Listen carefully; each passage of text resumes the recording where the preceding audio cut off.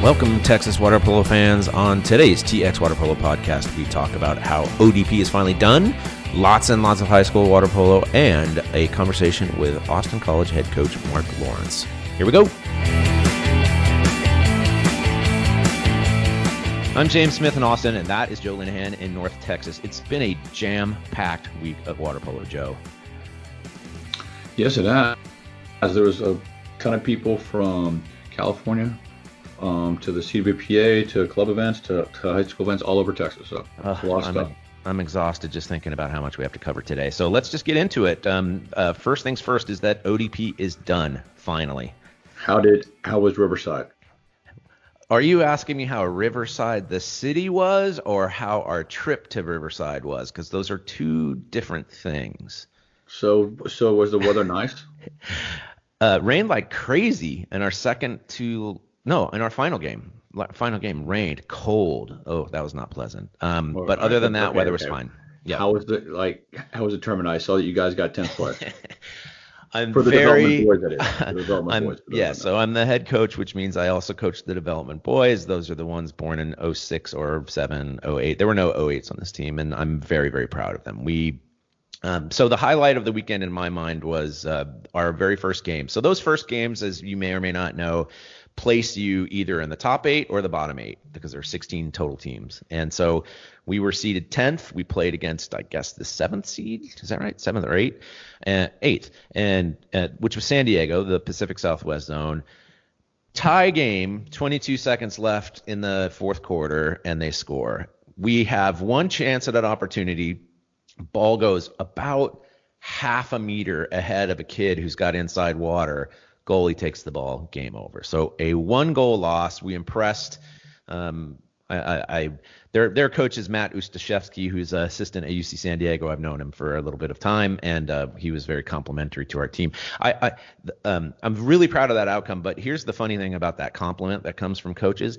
I think those compliments will come only as long as they still win. I think that if we won that game, that's how it always is. Don't you think? Right. So, because they're not going to give you a compliment because they're going to be focused on their team, right? Not winning. So, but after that game, I guess you took it out on the Mountain Zone where you beat them 19-5, and then you beat the Pacific, and then you beat the Southeast Zone 17-5, and then I guess you had a barn burner against the Pacific Northwest. Those kids from Oregon, Seattle, we competed against them in Utah for regional championships, which was really fun. We lost them by 3, and I'm talking about my team. That we split our development team in half when we went to Utah. And so for me, it was revenge. Like I wanted to get back at them for losing in that game. But it was a wild game, and I know the score indicates that it was wild, but it was just wild because the crowd was just going crazy. The fans for the Pacific Northwest are passionate. Let's just put it that way. And I think all water polo people are passionate, James. I'm not sure to the same degree. I guarantee the Southwest Zone parents were just as quote unquote passionate. Okay, well that was what I was gonna say. Is like as soon as they saw what they thought was sort of outsized cheering from that crowd, they went bananas, and you couldn't hear anything. Just couldn't hear. Well, it was for those that don't know, the score was 19-15, so neither team was playing very good defense. So take that back. You played slightly better defense than them. Oh, look, now we're talking. That's a better way to put it. And then I guess you finished up with a 1-goal loss to Central California. Oh, well, actually, that one's less of a heartbreaker than the first one, and the reason is because we went down 9-3 in the first half. We have a habit of starting slow, and I wonder if that's the coach, but we'll find out. So slow start, the kid, and this is the funny thing about that game is our starters had a period of time in which, let's just say, they weren't playing at their best, and so we put in what is essentially a pretty small lineup, and that's not and they came back 3 goals straight. It was just awesome. It was so great. So, in fact, one of the kids on the bench says, "Hey, don't put us back in." I mean, he was sort of joking, of course, but he recognized that these other kids were doing really well. So I'm super proud of them. They came back. so that we lost 11-10, and again had a chance to tie it with a few what was it, 40 seconds left. Didn't work out, but again, super duper proud. That was a really fun tournament. Yeah, and then Owen Crow from your team won the Nick Johnson Award, which goes to the athlete that is the best teammate and works hard, etc. And then the national team selection from the development boys for the Southwest Zone were Gage from Trident, Travis Timms from Southside, Logan Kraft, from Southside, and Evan Crowley from Bernie. Yeah. So congrats to all of them. And then there were two other teams out there too. So the cadet boys, they also went 3-2. And they also just lost 2 games by 1 goal each. Yeah. I think they were a lot like you, where they had I think they were playing the Pacific Zone, and they lost by a goal in that first game to get top 8 or bottom 8. Yep, that was a huge outcome. I was not expecting that, and that was a very good game. Yeah, they lost to Great Lakes. I think it's a game that they were very frustrated by, and if they had won that Great Lakes game, and you can tell the score, but that would have put them in that 9-12 bracket. Yeah, and so they lost to Great Lakes, which if you look at the scores, the transitive property did not work very well. Yeah, exactly. But but they beat the Pacific Northwest, the Mountain, or the Midwest, and then they beat the Pacific Northwest again. So, yeah. But yeah, it's just tough at those events. Sometimes, because I've coached at those events too, where you have your 14 people on the roster, of which you have 2 goalies and then the 12 field players, and you basically want to make sure everybody plays. Right. And you're actually told to make sure everybody For the plays. first 3 quarters, everyone plays equally, yes. But in reality, it's sometimes tough, because, is the other coach doing the same thing? Who knows? Yeah. And it's just tough, because sometimes you try to play that game of playing everybody, but still winning the game. But sometimes that gets out of hand, and I don't know if that happened in that Great Lakes game or not. But yeah, I do wonder about that too. That's a conversation for another time. But then the cadet team ended up with 13th. Also, the youth team ended up at 13th. They played the Central, and they had that tough first game. It was 21-5 in that first game, but then they lost a couple heartbreakers. They lost by a goal to the Mountain Zone, a goal to the Pacific Northwest, and then they ended up kind of winning. It seemed kind of easily to the Midwest and the Hawaii Zone. So overall, I think that all the teams did well. And as far as the Nick Johnson Award winner for the cadet team, it was Luka from Pegasus. Zivalyevich, although they claim it's Zivalovich. Okay, I speak a little Russian. They're from Montenegro, yeah. And 2 selections to the national team selection camp from the cadet team were Jackson Benners and Luka, both from Pegasus. Yeah. And then the Nick Johnson Award winner and the national team selection camp person for the youth team was Leo from Trident. Ohanessian, yep. Leo, he was the reason that the youth won that final game against Hawaii was because I was sitting on the bench, assistant coaching. So just so that we're clear about that. But I watched them. That was a fun game. I think that they had, again, as you mentioned, had some really heartbreaking losses. So that was a game where they got to take it out on another team. Yeah, and that's always, it's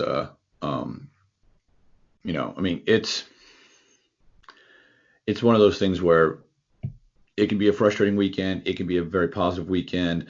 And that's all on one team. That's all within one athlete. So okay. ODP means something different to a lot of different athletes. But I do believe the ODP is growing each and every year. We get more and more athletes that come out. I think it's a great experience for the athletes to go out there and play in Utah and then go play at the ODP National Championships. And I just think that it's becoming something more and more special, and I just think that that's a credit to you, and it's also credit to Chris Cohen on the women's side that are doing a great job as far as the back end organization of all the process. Well, thank you. Chris is doing an okay job. He's all right. Okay. Yeah. Well, he was actually back in Texas at the Thunder Spring Invite. Well, let me just to wrap up the ODP thing, and I'm really happy to move on to Thunder. Is just I tweeted earlier in the week a quote, which is an actual quote from a coach, a very highly ranked coach, currently in California. But the subject of Texas came up more than once about how much growth is taking place here, about how much potential is here. And this coach just said, basically, if I had my way, I'd get on a plane and go to Texas and never come back. And that's the kind of notice people are giving now to what's going on in this state. And that's, that's plenty of credit to go around, but we're making some waves. Yeah. I mean, if you're interested in coming to Texas and you're listening to this, please contact us and we will put you with a club. We will put you with your own club. We will point you in the right direction. We never have enough coaches. We never have enough referees. It's just that whenever you're here, it's not just going to be show up and go to practice. No. It's going to be a lot of admin stuff. It's going to be growing stuff. You have to wear a lot of different hats. So just be prepared for that. So here's a subject that is not appropriate for now, but we should talk about this at some point, is that those coaches who are interested in coming to Texas, the ones that I've spoken to who may be from California, don't know that the UIL rule is that you have to be a district employee, because California, the coaches are often, if not almost the majority of the time, off campus. So that's something that they need to be aware of before they come. In case, in fact, I got a message from a coach at one point saying, I want to come to Texas. Can you get me a high school job? And I was like, well, are you a teacher? And he's like, no. I was like, this is so anyway, something for us to talk about again. So yes, Chris Cullen ran the Thunder tournament this last weekend. You were there. Yes. I was, and there's a tournament for 8th grade and 6th grade and 4th grade and younger. It was great. It was maxed out. I believe that there were some teams that couldn't even get in because it was full quickly. A good sign. So there were games for 8th grade boys, 8th grade girls, kind of 6th grade mixed and 4th grade mixed as well. How did your team do? I actually ended up coaching Lone Star Mavericks. I took on the 8th grade and younger girls team. This is the first time that they played as their own girls team. Nice. And we lost all 4 games. It was awesome, which is fine because every single kid that played for those teams got a whole lot better. It was some tough competition with the Thunder, Pegasus, and Viper Pigeons, but I got my coaching fix, so it's great. Well, your team is brand new, right? There's a lot of kids that have been playing for probably about a year or so. Okay. But that's the most, and there's a lot of kids we had a 5th grader and under girl that played in there for 2 or 3 quarters. That's fantastic. And but they're getting better every single time. Yeah. We're not doing the M zone or any sort of drops or anything like that. We are going out there and making sure that they get back and in proper defense position, and then going and putting hand on somebody, going and being aggressive and being aware and making sure that they know the switch off of the sprint if they lose, and they know where the shot clock is. They know where and they know that they can go to offense early or come to defense early. It's all the building blocks that, it takes a little while. It takes some experience to kind of get those. But from the first game to the last game, they did great. And some of the other little Lone Star Mavericks teams, they were winning games against teams that they were losing by a lot. Good. Only back in September. So, and for those that don't know, the Lone Star Mavericks, Lone Star is the water polo club out in Rockwell, and Mavericks is a water polo club in the Colony. They're both in North Texas. They're both at the developmental stage, and we're trying to grow those. And they play together in the weekend tournaments because they wouldn't have enough kind of separately. But overall, Thunder kind of did a great job with the whole tournament. Pegasus won the 8th grade and younger girls. They came back. They lost to Viper Pigeon in the round robin, but then they came back and beat them in the championship game. Yeah, cool. Yeah. Thunder Black won in the 8th grade and younger mixed division, which was great. And then Trident won the 6th grade and under mixed, and Pegasus won the 4th grade and younger mixed. Beautiful. So, overall, it was a lot of games. They had 3 pools going. It was constantly go, go, go, go, go. I know this past weekend was tough because there was also the CWPA women's event down at Rice this past weekend. I know, unbelievable how much stuff went on. I mean, there was and the biggest game from that weekend or from the Rice event was Texas A&M beat a UT 4-3. So what those are the you two were top giving teams there. me you were giving me grief for my lack of defensive skills. Well, there you go. You've got a 4-3 score, a baseball score basically for A&M over UT this weekend. There you go. Yeah. All right, and then there was a ton of like high school water polo. There were a couple high school water polo tournaments down in Houston. There was a high school water polo tournament down in the Rio Grande Valley, and a big one up here in North Texas as well. And just for all those that don't know, if you go to the TX Waterpolo website under preps, there's a scores link, and you can click there, and there's all the scores for all the different high school events, the weekday games, as well as all the events. There you go. You asked for it, you got it. Joe put that together because man, oh man, scores are difficult to do, but right. So, and we may have a way to gather some other scores if we really wanted to, but again, it depends on people actually filling the form out. So, but until then, well, I wanted to ask you, I don't know if you know anything specifically about what happened in Rio Grande, but that's the area that fascinates me maybe most of all. So, of course, Flower Mound has a huge tournament, and these tournaments down in Houston are longstanding, and so that's awesome. But I'm really curious about what you know about what happened in Harlingen. Why don't we get to that after the break? Let's do that. So time for a break, and then we'll go knee deep into high school water polo. In many podcasts, this time would be filled with ads for electric toothbrushes or recruiting services. Not here. Instead, we're asking you to show your support for TX Water Polo by donating to it. Go to txwaterpolo.com/donate and help us continue covering the sport we love in the Lone Star State. Hey, this is Jesse Smith, recent Pan Am gold medalist. I was just checking out Texas Water Polo from the TX Waterpolo Podcast. Also, you can check out the website. You can follow me at GoSmith now. Thanks, guys.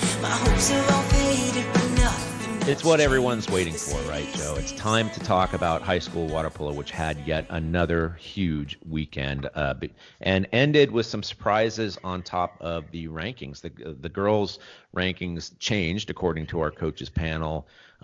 Flower Mound is on top. They were not last week. They had some impressive results. They go to the top of the rankings, but followed. Well, actually, they had some impressive games this weekend, did they not? I mean, that was how this rankings changed, essentially. Yeah, the rankings right now are Flower Mound 1, Foster 2, Geyer 3, Memorial 4, and St. Agnes 5. Yep. And there's some other teams that were receiving votes. But yeah, I mean, Flower Mound, they beat Geyer this past weekend 10-7. Okay. That was the big, and that was the big surprise from North Texas. And I say surprise. It's not like a surprise that Flower Mound won. I just think that everybody was going into that game. They were two tough teams, and you weren't quite sure kind of who was going to come out on top. But that was a significant statement win here early in the season. Yeah, so. I think it was a bit of a surprise. I mean, I don't follow them as closely as others, but Geyer's pretty loaded, so it's going to be fascinating to see these two teams as the season winds down. But as you said, a couple other teams got some mention. Carroll, Jersey Village, and Marcus, they got some votes as well. Yeah, I mean, there were some great games down in Houston too. Like awesome. Between Memorial, Jersey Village, St. Agnes, Foster, Cy Creek. They had a ton of games this past weekend, back and forth. It was 1-2 goal games. Foster beat St. Agnes by a goal, 5-4.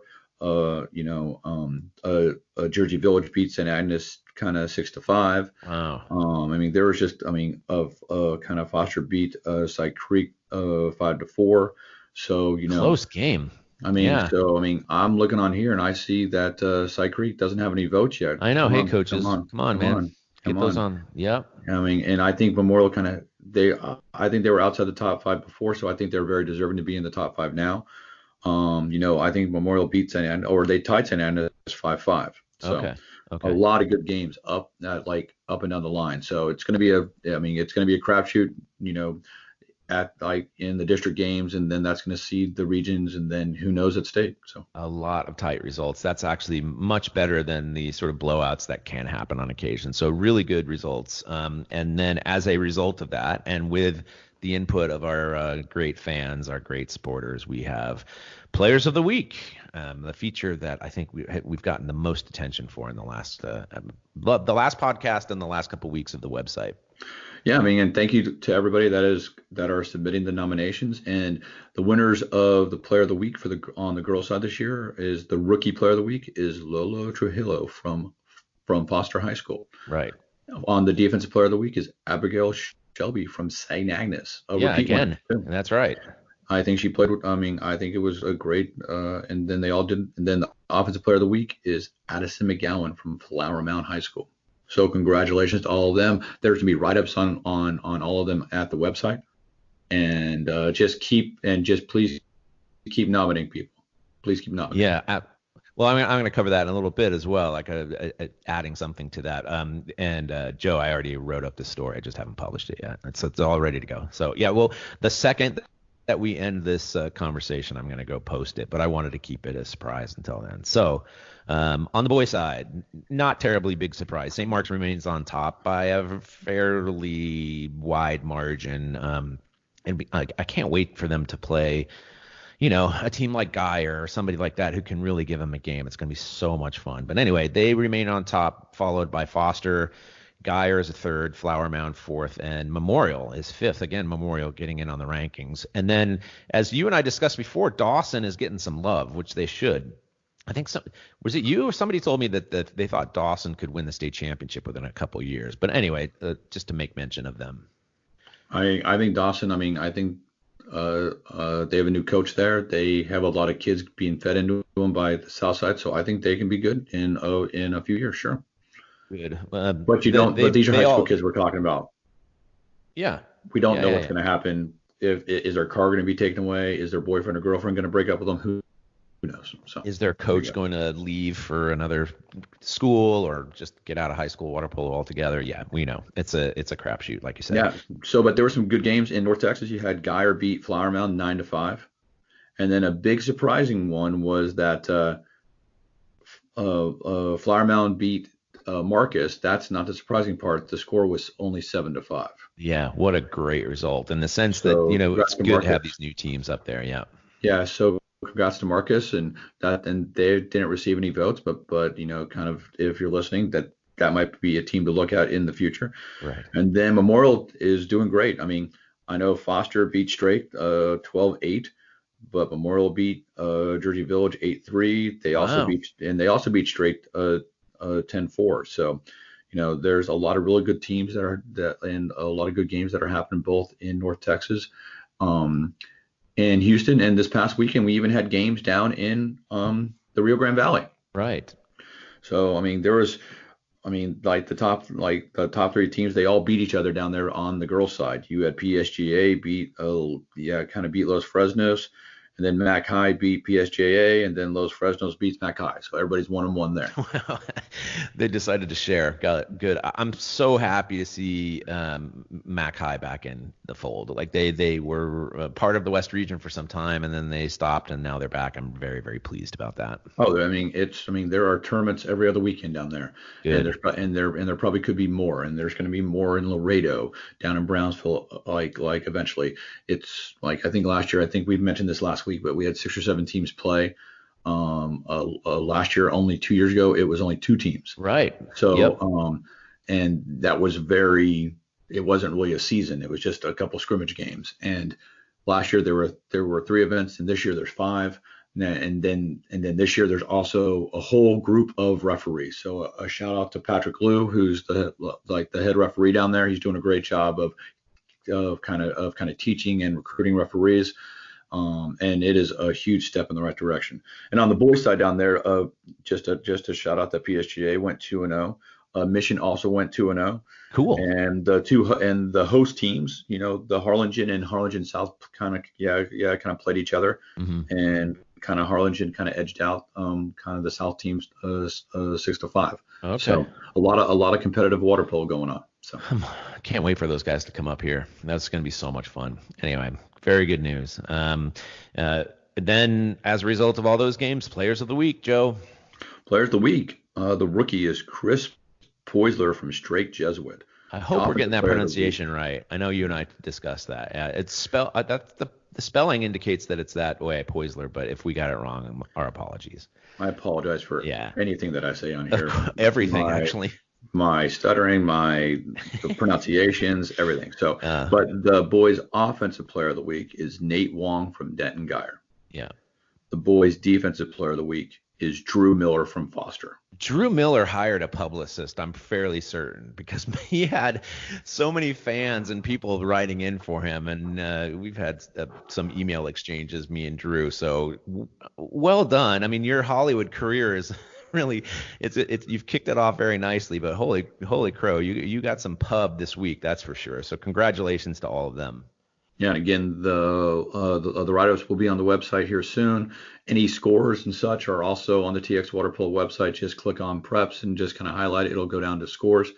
So, yeah, we're going to be trying to do this throughout the season. So, like coaches, please email us the scores and send us the scores.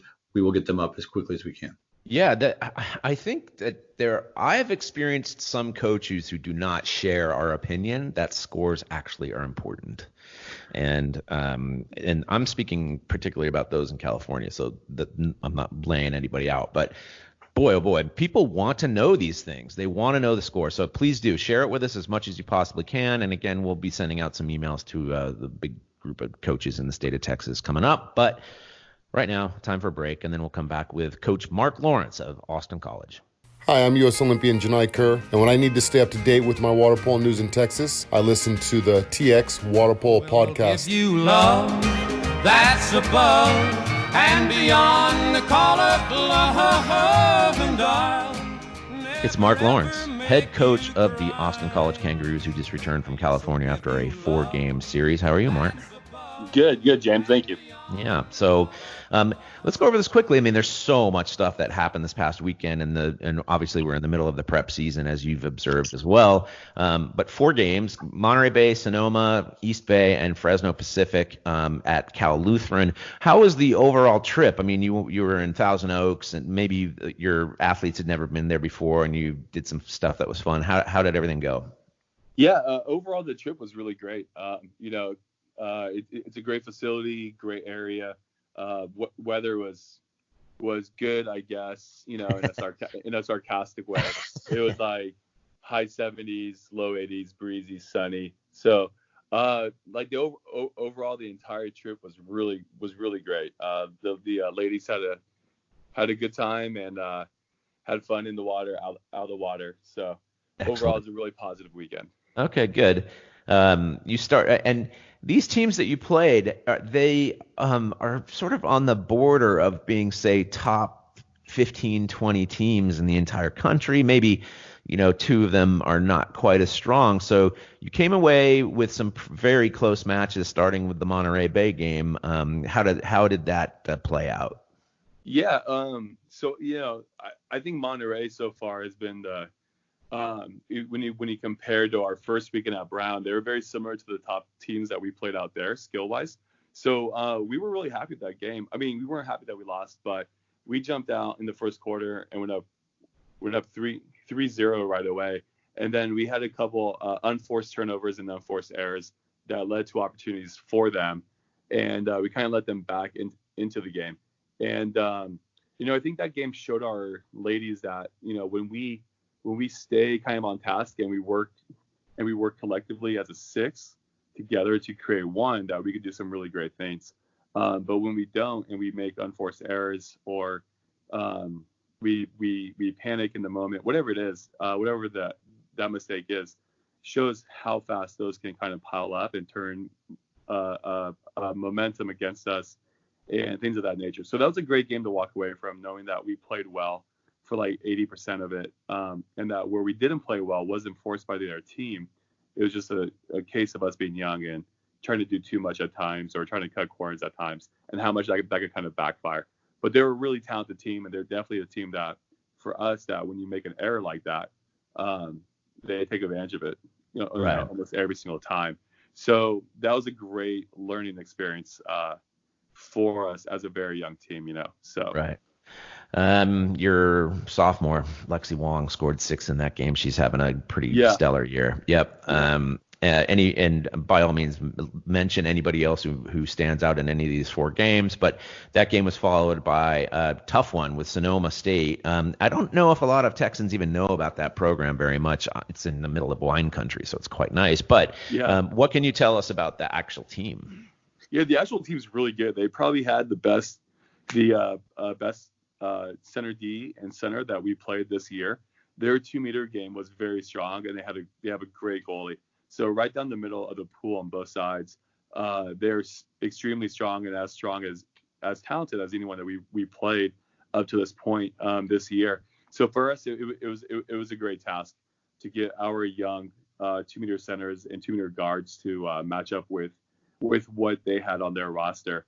And again, it was a case where they were the better team. They were the more experienced team. But I don't think the score shows how well we played and how hard our women fought. And I thought in that game, our women did a great job of getting position in center and separating and creating. And at times the goals fell, and at times the goals didn't fall. But, we explained to our ladies that playing center, the two hardest things is getting position and separating, especially against women like that. And being able to do so was fantastic. And, I thought our women played really well in that game. We had a couple goals throughout the game, and we achieved those goals. I think we left that game a more confident and a smarter team. So it also looks as though the scoring got distributed a bit. I mean, didn't score. Lexi Wong didn't score in that game, while Catherine Cox and Sophie Oliver took up the slack, and your center Kendall Tusek even scored. She's my girl from Round Rock, but so that whole thing about playing in the middle of the pool and trying to put your less experienced players against their strong players that play in the center is evident. Yeah, absolutely. And Lexi's a great player, and she's one of a handful of ladies we have here that I think we can make an argument that is, as good as any other D3 player in the entire country. And even in some of these games against Division I players, or these Division I programs that we've proven that we have a handful of players who are as good, if not better, than who we play against. So for us, that's really exciting. And, right now, she takes advantage of a lot of opportunities, which is the sign of a great player. But we function well when we're playing together, not creating a shot for one individual person. And then that's why you see throughout a weekend like this where it kind of scoring goes in waves, and some unexpected goals, maybe from some people here and there. And it's really just the function of playing for the six, and whoever has the advantage being able to take advantage of it versus trying to create shots for one person only. So, right.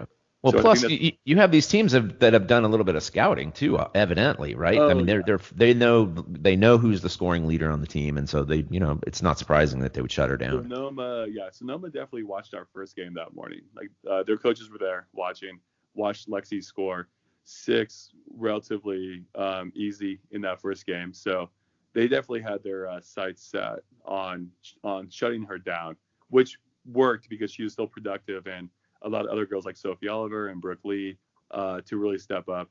And, they're as important as anyone else, but gave them some more opportunities that maybe they didn't have in other games where they do a lot of creating for others. So in that game, they did others did a lot of creating for them, which was really great. So yeah, that is great. We haven't mentioned it yet. Monterey Bay, the final score is 14-9. Sonoma 14-6. The next game against Cal State East Bay, which again is a bit of a mystery. I remember when they were called Cal State Hayward. Remember that? Yeah. Here's a little inside baseball. I used to do marketing research, and part of my job one time was to test the new name for the university. So it's your fault. It is my fault. And I remember doing the study the whole time thinking, I don't know if this is a good idea. But anyway, so now they're East Bay, and they have a new logo and all that kind of stuff. Anyway, so 16-7 loss. They, again, are one of those teams that's sort of on the cusp of that top 20 ranking. Yeah, I feel, no disrespect towards any of their schools, but I feel that Cal State East Bay and Monterey, sorry, I misspoke. Cal State East Bay and Sonoma State were the two most talented teams on our schedule this entire year. I don't want to say by far, because Brown and Bucknell are both very talented, but East Bay's I thought was our hardest matchup and the best team that we played against. And they're a phenomenal program, and they're a great program. And again, it's one of these games where we knew what we were up against when we put them on our schedule. And we went in there and we played really well and played really hard and left the game healthy and better, both physically and mentally both. And one thing we're really excited about is that,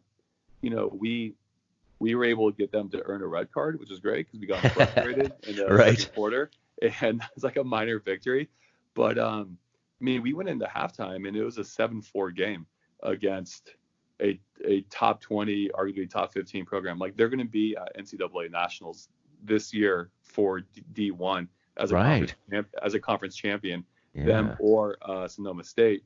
So it's like, and that's no disrespect towards the rest of their conference. I think they're just the strongest too. Right. So it's so for us, there's a lot of opportunities for like minor victories, and we played really, really well in that game. And it's another game like Sonoma where all 14 field players played significant minutes and contributed. So at times that helps us, at times it hurts us, but it's really important to get all that experience in. So something that we're really proud of, looks like Sophie Oliver really led the charge in a lot of ways. 11 shots, 3 scores, 3 1 exclusion, 1 steal. That's an excellent game. Absolutely. And again, kind of what I was going back to prior, like, we have a handful of girls that at any point there can be an argument made that they're the best player in the water, mm-hmm. And from that graduating class, with the exception of Gabby, who's at Marist, we feel we have 3 of the top 4 players from that Texas high school graduating class. So, and they're doing phenomenal. And then we have obviously other great ones like Kendall and other ones who are coming along really quick. So we're really proud of that entire group. Okay, Fresno Pacific, you're up 8-5 at halftime. It looks like, and I know that there were comments on Twitter about how this was a pretty disappointing loss, and it was a loss. Actually, it's listed on the Fosh as a tie at 11. That's not correct. It's a That's 12. Not you want to take that tie, right? Yeah. Take that in the rankings, but a tough result against a team that I think you're quite competitive with, really. Yeah, absolutely. I mean, we were devastated with that loss. Not devastated to where we felt the world was coming to an end or we were embarrassed. They're a talented team for sure. And kind of going back to our first weekend, they probably would have been the 3rd or maybe 4th most talented team we played after Bucknell Brown and CMS. Mm-hmm. So they're a very good, very talented team. It was a good argument of, like, I felt our starting 7 were stronger, and I felt that they were probably deeper, and they were definitely more experienced with having some upperclassmen on their roster. But we played, I don't mean that in a bad way towards us, obviously, but we played really well. We played really hard. I think that's a game where, at halftime, the whistles changed dramatically. But when it was all said and done, we had opportunities to prevent goals that they took advantage of. We had opportunities to win the game in the 4th quarter multiple times. And there's definitely times where, as a coach, we could have used our timeouts differently, or maybe subbed a little bit deeper earlier in the game to help our ladies stay a little fresher in the 4th quarter. So I think, there's no fault anywhere. I'm really proud of how the women played. And there's little instances here or there by the coaches and players where we were very close to making that be a great win, but we talked to the ladies that, that's not a game that becomes a negative emotional anchor. That's a game that becomes a positive turning point for us to stop saying we're this young team with talent and potential, to start saying that we're a very good team and we need to play that way consistently, So right. So we took it as a negative. I mean, we're upset we lost, but we took it as a positive opportunity for program growth at the same time. Brooke Lee stood out on that one. 2 for 8. I mean, maybe not the percentage was a little higher on her shooting possession, but 4 steals. Had a standout game. Let's move on, because you have your schedule doesn't end, and you've got now your league competition: Monmouth, McAllister, Wittenberg, Carthage. I would suspend those are games on the 7th and 8th this coming weekend at Monmouth College. I'm guessing that McAllister is the team to beat, maybe, along with you. What's your assessment of those 4 teams? I think McAllister is the top team in our division for sure. They're returning champs, and until somebody beats them, they're returning champs. They have a very good starting 6. Like, their starting 6 is as good as anyone else's in our conference. So we definitely have to get ready and be ready to play. So we're excited. This weekend, there's a little bit of a neutralizer. We will be playing like a shallow deep pool. So we'll see how we can adapt with that. But, this is weekend one of the second half of our season, which is going to be dominantly Division III games. Yeah. Whereas to this point, we've only played one Division III game. So I'm really excited to see how we do and how if we could take the momentum and the growth we've had from previous weekends and place that into our conference and, either not be overconfident or still get up. There's a lot of little nuances that go into learning how to win consistently. So I'm excited to see how our women, step up to that challenge. 2 weeks later, you play many of the same teams at McAllister, and that facility is really nice, from my understanding. They should just schedule everything for Minnesota, like just go up there. I would be, So we have. It's crazy. Not a lot of people look in our conference's direction, unfortunately. But like the coaches we have and in our conference and some of the facilities we have and some of the campuses we have in our conference, I would say are as attractive as like the CWPA and MAC Division I options. Yeah. So McAllister has a great pool. Carthage has a great pool. Connecticut College has a great pool. Like I'd be happy if we just went to those three places all the time. So we're really excited for that. And McAllister does a great job of playing host as well. So we're really excited to start conference play and to see how it all kind of shakes out. No offense to Monmouth College. They have the pool that they have, and they're hosting, and that's good enough. One final note, it's actually. A beautiful campus, though. Yeah, that's what I've heard. I've heard that too. So, speaking of Carthage, you may actually have a bit of a connection with that team. Yeah, so we're really excited to play them. Their head coach is one of my good friends, so we've kind of been through the mud together and a long journey together and very similar journeys as coaches. So, and we have very similar ways that we see the game. So I'm really excited. He has a dynamic freshman right now. So we're excited to play them. Kind of, off the topic of time bit, we're excited to play them because they were cheering against us at our conference championship last year. So it was a little extra motivation, but they were under different leadership. And that's right. I think they made a huge upgrade this year. Although Lauren was great, but they have a great coach now too. So we're excited to play him. We're that coach make them swim as much as possible. Good. That coach is Ryan Castle. He was formerly in Indiana. He's been all over the place. Kazakhstan's women's national team in the past, and your paths have crossed many times. But we will check in with you after these games this coming week, and wish you the best of luck. Thanks, Mark. Awesome. Thanks, James. You're listening to the TX Waterpolo Podcast. We're done. Thank you, Joe. The frenzy continues next week. Yeah, I'm just happy that there's a lot of excitement about water polo at all different levels, from Austin College to high school. We even have games starting this weekend for high school in San Antonio. It's going to continue with games down in Harlingen. So, Tournament at my pool. And there's a tournament in your club's hosting a high school tournament as well as the normal stuff down in Houston and North Texas. And Austin College has some stuff coming up as well. They're traveling this weekend, and then home game 19th, I think that's right, up in Sherman. But anyway, we've covered everything. It's time for. It is so busy this week, Joe. I'm ready for a break, but. Thank you to everyone for listening and for telling a friend about the TX Waterpolo Podcast. Go to txwaterpolo.com for all the stuff that Joe talked about, scores and outcomes, and the podcast, social media, leaving comments, giving. Again, what a generous group of fans we have. I'm always stunned at how much people are willing to give up for us to cover this game. Much appreciated. And you can submit game stories too. I have some game stories that people submitted. I've just been so backed up, I haven't been able to post them. But I think we're going to put together a digest so that those who are at the games and are following and and can write, just put together something and then we'll post that. But anyway, all that aside, until next week, so long from Austin. Yeah, take care, everybody.